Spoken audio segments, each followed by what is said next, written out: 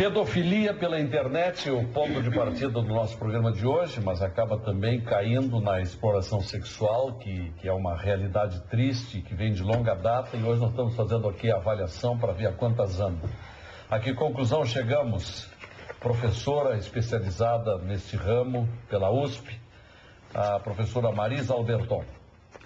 Bem, nós temos que enfrentar esse problema e uma das formas é trabalhar com as políticas públicas e com o orçamento, né? Se destina muito pouca verba, muito pouco recurso para a área da infância, e isso é extremamente importante. Essa verba é aplicada em quê, por exemplo? Nos programas, nas políticas, não é, determinadas.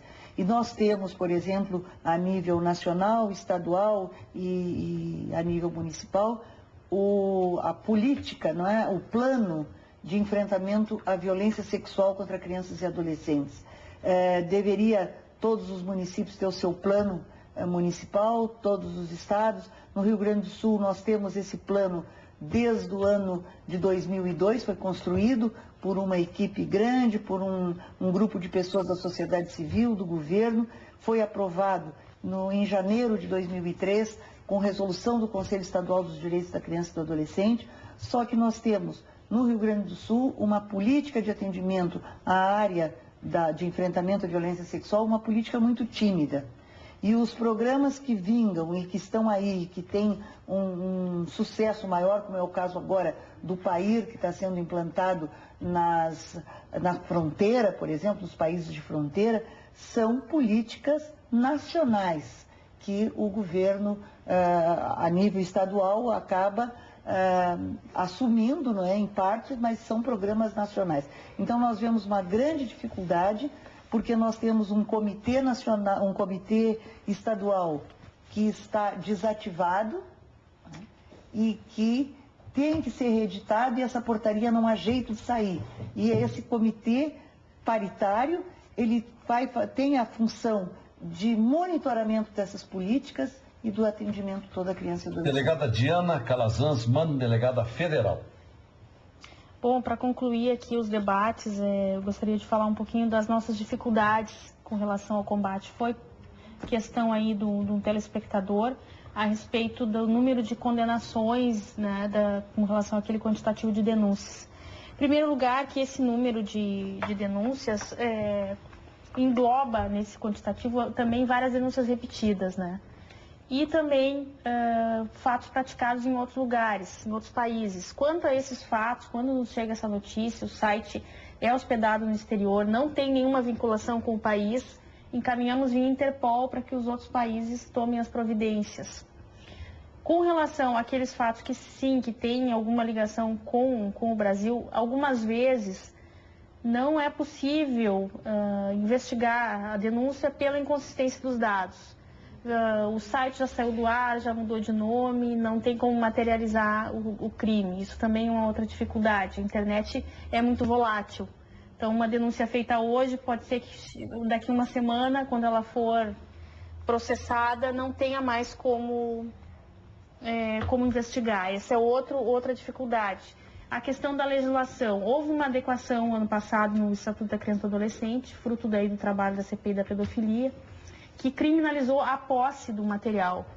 Então, até o ano passado, não era crime ter imagens de pornografia infantil em casa, no computador. Agora é crime. Repita, por favor.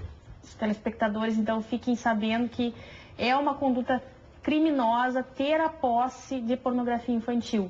Isso facilitou a prova do crime, porque antes disso tínhamos que produzir a prova de que houve uma divulgação, de que aquela pessoa enviou a foto para alguém pela internet. Então, isso era outro óbice, outro gargalo foi resolvido.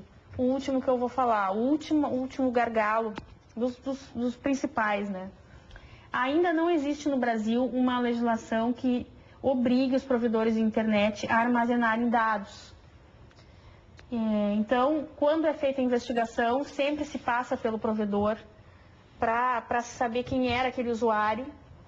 E muitas vezes a resposta não vem, porque não há essa obrigação legal. Então, isso é uma questão para o legislativo, né, no caso, tem que ser uma lei federal. Quem quiser denunciar a Polícia Federal, como que faz? Entra no site da Polícia Federal, www.dpf.gov.br, vai encontrar ali um formulário para fazer a denúncia. É importante que o denunciante coloque o máximo de dados possíveis, né?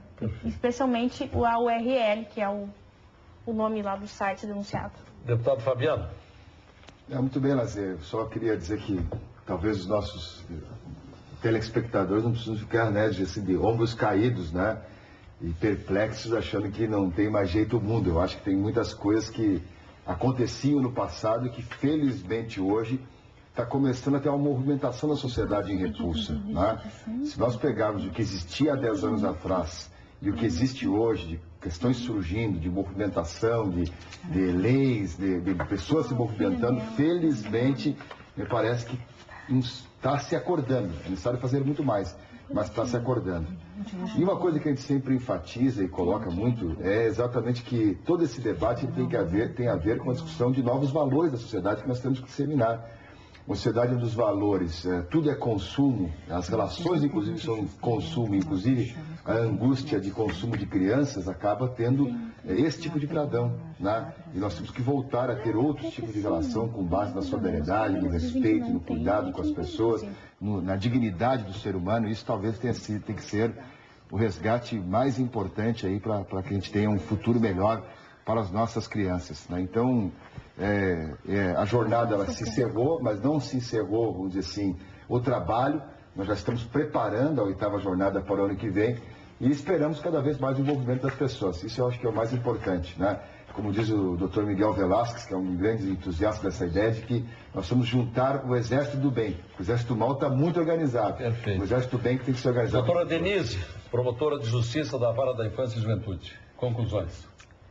Bem, eu vou colocar o seguinte, dentro desse tema específico com relação aos crimes veiculados pela internet, o Ministério Público firmou um termo de ajustamento com a Internet Sul, já há alguns anos atrás, em que eles se comprometeram a guardar os dados por 6 meses em seus registros, todos os registros que eles tiverem.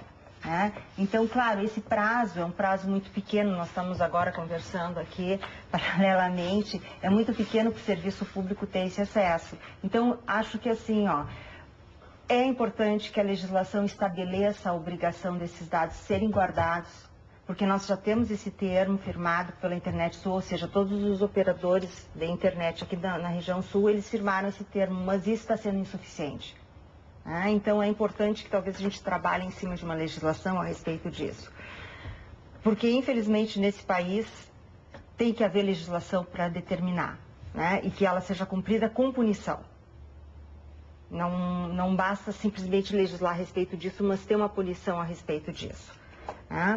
E, por outro lado, uma coisa que eu gostaria de dizer também, que eu acho extremamente importante, é que qualquer crime que aconteça, qualquer crime que se estabeleça, nós temos que pensar primeiro que a sociedade nossa, ela precisa estar amparada através de programas de base, ou seja, que ser aqueles programas que atingem as crianças e adolescentes na sua base, escola, na base da educação, a saúde, isso é importante, a congregação familiar, tá? Porque agora nós temos no Estatuto também uma nova ideia, que é não abrigagem. Então, nós vamos enfrentar uma outra situação muito grave, que é, tem violência sexual, vamos retirar da família? Não. Perfeito. Ok, muito obrigado pelas advertências, não só que a senhora fez, como os nossos demais convidados. E nós percebemos que os nossos convidados trouxeram aqui para o programa de hoje um tema tão delicado, uma realidade muito grave sobre esta disseminação da pedofilia e dos crimes de exploração sexual. A coisa é muito mais séria, muito maior do que se imaginava. Então, senhores pais e pessoas de bem, ajudem a combater esta grave situação. Esse nosso programa será reprisado amanhã às 8h45 da manhã e às 10h30 da noite. Amanhã tem mais Conversas Cruzadas. Boa noite.